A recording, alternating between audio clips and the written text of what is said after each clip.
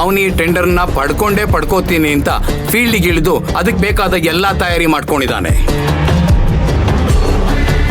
ಅವನು ಮಾಡ್ತಾ ಇರೋದನ್ನ ನೋಡ್ತಾ ಇದ್ರೆ ಎಲ್ಲಿ ನಾವು ಈ ಟೆಂಡರ್ನ ಕಳ್ಕೊಂಡ್ಬಿಡ್ತೀವೋ ಅನ್ನೋ ಭಯ ಶುರುವಾಗಿದೆ.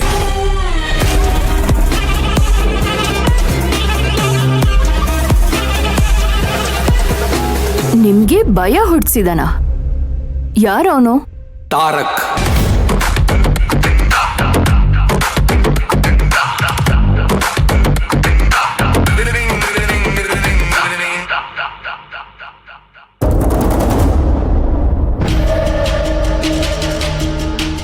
ಡ್ಯಾಡ್, ಎವ್ರಿ ಇಯರ್ ಕಂಪನಿಯವರು ಕುಕ್ಕರ್ ಟೆಂಡರ್ ಕರೀತಾರಲ್ಲ, ಅದು ಈ ವೀಕ್ ನಡೀತಿದೆ. ಅದು ನನಗೆ ಗೊತ್ತು. ತುಂಬಾ ದೊಡ್ಡ ಕಾಂಟ್ರಾಕ್ಟ್. ಬರೀ ದೊಡ್ಡ ಕಾಂಟ್ರಾಕ್ಟ್ ಅಲ್ಲ ಡ್ಯಾಡ್, ಪ್ರೆಸ್ಟೀಜಿಯಸ್, ತುಂಬಾ ಪ್ರೆಸ್ಟೀಜಿಯಸ್ ಕಾಂಟ್ರಾಕ್ಟ್. ಡ್ಯಾಡ್, ಇಷ್ಟು ವರ್ಷ ಆ ಟೆಂಡರ್ ನ ಬಿಟ್ಟು ನಾನು ತಪ್ಪು ಮಾಡಿದೀನಿ ಅಂತ ನನಗೆ ಅನ್ನಿಸ್ತಿದೆ. ಅದಕ್ಕೆ ಈಗ ಆ ಟೆಂಡರ್ಗೆ ಅಪ್ಲೈ ಮಾಡ್ಬೇಕು ಅಂತ ಇದ್ದೀನಿ. ಇಷ್ಟು ದಿವಸ ಬಿಸ್ನೆಸ್ ಕಡೆ ತಲೆ ಕೂಡ ಹಾಕದೇ ಇರೋನು ಈಗ ಇಷ್ಟೊಂದು ಇಂಟ್ರೆಸ್ಟ್ ತೋರಿಸಿದಾನೆ ಅಂದ್ರೆ ಏನ್ ಕಾರಣ?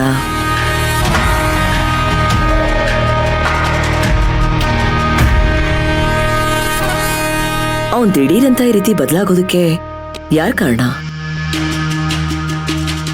ಆ ಮಯೂರಿಗಂತೂ ಬಿಸ್ನೆಸ್ ಗಾಳಿಗಂತ ಗೊತ್ತಿಲ್ಲ. ಮತ್ತಿದೆಲ್ಲ ಹೇಗೆ? ಸಮು ಸಮು ಸಮು ಸಮು ನಿನಗೊಂದು ಸಿಹಿ ಸುದ್ದಿ. ಸಿಹಿ ಸುದ್ದಿನ? ಏನು? ಜಯನಗರಲ್ಲಿ ಹೊಸದಾಗಿ ಹೋಟ್ಲ್ ಓಪನ್ ಆಗಿದೆ ಅಂತೆ. ಅಲ್ಲಿ ತುಂಬಾ ತರ ವೆರೈಟಿ ಇಡ್ಲಿಗಳು ಮಾಡ್ತಾರಂತೆ. ಸಮು, ನಮಗೆ ರವೆ ಇಡ್ಲಿ, ಅಕ್ಕಿ ಇಡ್ಲಿ, ರಾಗಿ ಇಡ್ಲಿ ಬಗ್ಗೆ ಮಾತ್ರ ಗೊತ್ತು. ಆದ್ರೆ ಅಲ್ಲಿ ಆ ಸೊಪ್ಪಿನ ಇಡ್ಲಿ ಮಾಡ್ತಾರಂತೆ. ಆಮೇಲೆ ಅದೇನೋ ತರಕಾರಿ ಹಾಕಿ ಇಡ್ಲಿ ಮಾಡ್ತಾರಂತೆ. ಅಷ್ಟೇ ಅಲ್ಲ ಸಮು, ಚಿಕನ್ ಮಟನ್ ಹಾಕಿ ಇಡ್ಲಿ ಮಾಡ್ತಾರಂತೆ. ಇದೆಲ್ಲ ಕೇಳಿದ್ರೆ ನನ್ನ ಬಾಯಲ್ಲಿ ನೀರು ಬರ್ತಾ ಇದೆ. ಸಮು, ಇವತ್ತು ರಾತ್ರಿ ಕಾರಲ್ಲಿ ಹೋಗಿ ತಿನ್ಕೊಂಡ್ ಬರೋಲ್ವಾ? ಅಯ್ಯೋ, ಬರೀ ಇಡ್ಲಿ ತಿಂದ್ರೆ ಸಾಕಾ? ಅಲ್ಲಿ ಬಸವನಗುಡಿ ಹತ್ರ ಒಂದು ಕಾರ್ಟಲ್ಲಿ 99 ವೆರೈಟೀಸ್ ಆಫ್ ದೋಸೆ ಹಾಕ್ತಾರಂತೆ. ಆ ದೋಸೆನೂ ತಿಂದ್ಕೊಂಡು ಪಕ್ಕದಲ್ಲಿರೋ ಫುಡ್ ಸ್ಟ್ರೀಟ್ ಅಲ್ಲಿ ಐಸ್ ಕ್ರೀಮ್ ತಿಂದು ಫಲೂಡನು ತಿನ್ಕೊಂಬರೋಣ.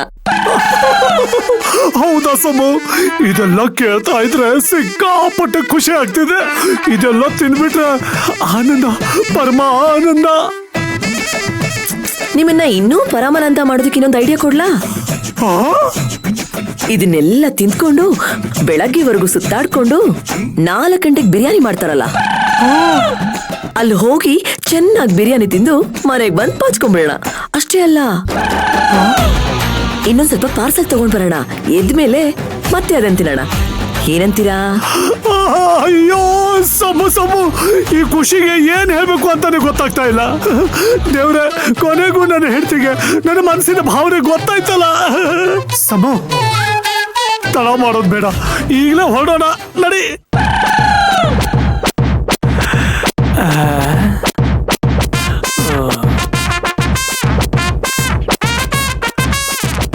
ನಿಮ್ ಜನ್ಮಕ್ಕೆ ಯಾವತ್ತು ಏನು ತಿಂದೇ ಇಲ್ಲ ಅನ್ನೋ ತರ ಆಡ್ತಿರಲ್ರಿ. ಈಗ ನೀವ್ ಯೋಚನೆ ಮಾಡ್ಬೇಕಾಗಿರೋದು ವೆರೈಟಿ ಇಡ್ಲಿ ಬಗ್ಗೆ ಅಲ್ಲ. ಯಾವತ್ತೂ ಇಷ್ಟು ತಲೆ ಕೆಡ್ಸ್ಕೊಳ್ದಿರೋನು, ಯಾವತ್ತು ಬಿಸ್ನೆಸ್ ಅಲ್ಲಿ ಇಷ್ಟು ಆಕ್ಟಿವ್ ಆಗಿ ಇಲ್ದೇ ಇರೋನು ಈಗ ಇಷ್ಟೊಂದು ಇಂಟ್ರೆಸ್ಟ್ ತೋರಿಸ್ತಾ ಇದ್ದಾನಲ್ಲ, ಅದ್ರ ಬಗ್ಗೆ ಯೋಚನೆ ಮಾಡ್ಬೇಕಾಗಿರೋದು.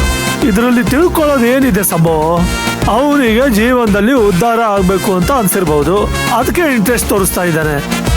ಇದಕ್ಕೆ ಹೇಳೋದು ನಿಮ್ ತಲೆಯಲ್ಲಿ ಬುದ್ಧಿ ಇಲ್ಲ, ಸಗಣಿ ಇದೆ ಅಂತ. ಅವನೇನಾದ್ರೂ ಆಕ್ಟಿವ್ ಆಗ್ಬಿಟ್ರೆ ನಮ್ಮ ಕೈಗೆ ತೆಂಗಿನ ಚಿಪ್ಪೆ ಗತಿ. ಅವನು ಯಾವುದೇ ಕಾರಣಕ್ಕೂ ಇದ್ರಲ್ಲಿ ಮುಂದುವರಿಬಾರ್ದು. ಅದನ್ನ ತಡೆಯೋದಕ್ಕೆ ಏನ್ ಮಾಡ್ಬೇಕು ಅನ್ನೋದ್ರ ಬಗ್ಗೆ ಯೋಚನೆ ಮಾಡ್ಬೇಕು ಹೊರತು ವೆರೈಟಿ ಇಡ್ಲಿ ಬಗ್ಗೆ ಅಲ್ಲ. ಇನ್ನೊಂದ್ಸಲ ಈ ಕಿತ್ತೋಗಿರೋ ವಿಷಯಗಳನ್ನೆಲ್ಲ ಸಿಹಿ ಸುದ್ದಿ ಅಂತ ಹೇಳ್ಕೊಂಡು ನನ್ನ ಮುಂದೆ ಬಂದು ನಿಂತ್ಕೊಂಡ್ರೆ ನಿಮ್ಮನ್ನೇ ಇಡ್ಲಿ ಹಿಡ್ತಾರ ರುಬ್ಬಿಡ್ತೀನಿ.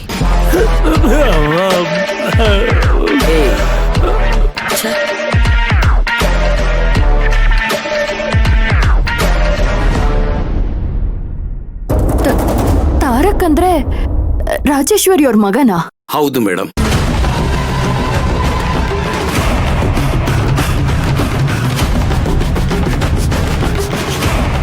ಕೆಲವು ವರ್ಷಗಳಿಂದ ಅವರಿಗೆ ಬಿಸ್ನೆಸ್ ಅಲ್ಲಿ ಇಂಟ್ರೆಸ್ಟ್ ಇರಲಿಲ್ಲ.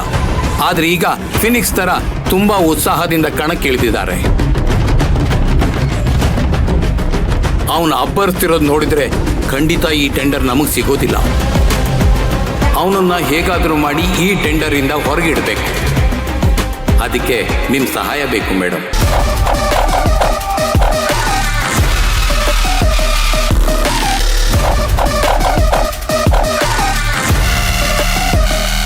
ಈ ಕೆಲಸ ನನ್ನಿಂದ ಆಗೋದಿಲ್ಲ.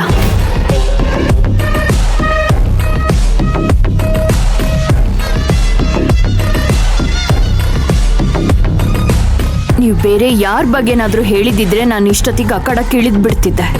ಆದ್ರೆ ತಾರಕ್ ಹೆಸರು ಹೇಳಿರೋದ್ರಿಂದ ಈ ಕೆಲಸ ನನ್ನಿಂದ ಆಗೋದಿಲ್ಲ. ಯಾಕೆ ಮೇಡಮ್, ನೀವು ಅವ್ರಿಗೆ ಹೆದರ್ತೀರಾ? ಹೆದ್ರಲ್ಲ, ಅವನನ್ನ ಪ್ರೀತಿಸ್ತೀನಿ.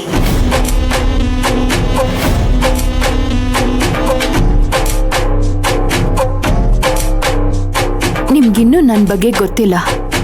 ನಾನು ತಾರಕ್ ಒಬ್ರನ್ನೊಬ್ರನ್ನ ಪ್ರೀತಿಸಿ ಮದ್ವೆ ಆಗ್ಬೇಕು ಅಂತ ಅನ್ಕೊಂಡಿದ್ವಿ. ಆದ್ರೆ ಅದ್ ನಡೀಲಿಲ್ಲ. ಹಾಗಂತ ನನಗೂ ಅವನ ಮೇಲೆ ಪ್ರೀತಿ ಕಡಿಮೆ ಆಗಿಲ್ಲ. ಅವನ್ ಯಾವತ್ತಿದ್ರೂ ನನ್ನವನೇ.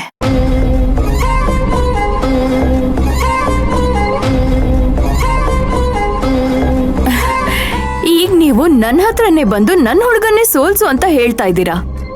ಅದ್ಯಾವುದೇ ಕಾರಣಕ್ಕೂ ಸಾಧ್ಯ ಇಲ್ಲ. ಪ್ಲೀಸ್ ಈಗ ಹೊರಡ್ಬೋದು.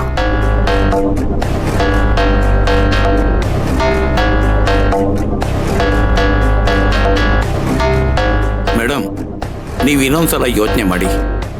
ಈ ಕೆಲಸ ನೀವು ಮಾಡಿದೀರಾ ಅಂತ ನನ್ಗೆ ಯಾರ ಹತ್ರನೂ ಹೇಳೋದಿಲ್ಲ. ನೀವಲ್ಲ, ಆ ದೇವ್ರೆ ಬಂದು ನನ್ನ ತಾರಕ್ನ ಸೋಲ್ಸು ಅಂತ ಹೇಳಿದ್ರು ನಾನ್ ಸೋಲ್ಸಲ್ಲ. ಯಾಕಂದ್ರೆ ನನ್ನ ತಾರಕ್ ಹುಟ್ಟಿರೋದೇ ಗೆಲ್ಲೋದಕ್ಕೆ.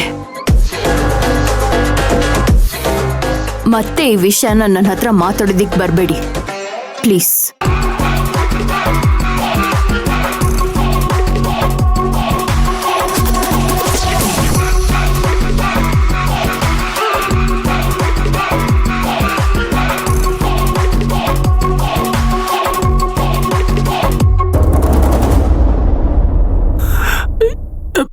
ಏನ್ ಸಮೋ ನೀನು, ಖುಷಿಯಲ್ಲಿ ಇಬ್ರು ಹೊರಗಡೆ ಹೋಗಿ ಸುತ್ತಾಡ್ಕೊಂಡು ಇಡ್ಲಿ ತಿನ್ಕೊಂಡು ಬರೋಣ ಅನ್ಕೊಂಡ್ರೆ ನೀನ್ ನೋಡಿದ್ರೆ ನನಗೆ ಇಡ್ಲಿ ಹಿಟ್ಟಿನ ತರ ರುಬ್ತೀನಿ ಅಂತೀಯಲ್ಲ. ಪಾಪ ಅಲ್ವಾ? ನಾನ್ ನಿಮಗ್ ಪಾಪ ಅಂದ್ರೆ ನಾಳೆ ನನಗ ಅಯ್ಯೋ ಪಾಪ ಅಂತ ಯಾರು ಹೇಳ್ತಾರೆ ಹೇಳಿ? ಈಗೇನೋ ತಾರಕ್ ಕಂಪ್ನಿಗೆ ಹೋಗ್ತಾ ಬರ್ತಾ ಇದ್ದಾನೆ. ಆದ್ರೆ ಅವನೇ ಇಂಟ್ರೆಸ್ಟ್ ತಗೊಂಡು ಕಂಪ್ನಿದ್ ಎಲ್ಲದನ್ನು ನೋಡ್ಕೊಳ್ಳೋದಕ್ಕೆ ಶುರು ಮಾಡಿದ್ರೆ, ನಾವೇನೇನ್ ಮಾಡಿದೀವಿ ಅನ್ನೋದು ಗೊತ್ತಾಗಿ ಸಿಕ್ಕಾಕೊಂಡ್ರೆ ನಮ್ಮನ್ ಸುಮ್ನೆ ಬಿಡ್ತಾನ ಹೇಳಿ? ಇದು ಸರಿಯಾದ ಯೋಚನೆ. ನನ್ನ ಯೋಚನೆಗಳೆಲ್ಲ ಸರಿಯಾಗೇ ಇರುತ್ತೆ. ನಿಮ್ಮನ್ನ ನಂಬ್ಕೊಂಡ್ರೆ ಮಕ್ಕಡೆ ದಬಾ ಕೊಡುತ್ತೆ.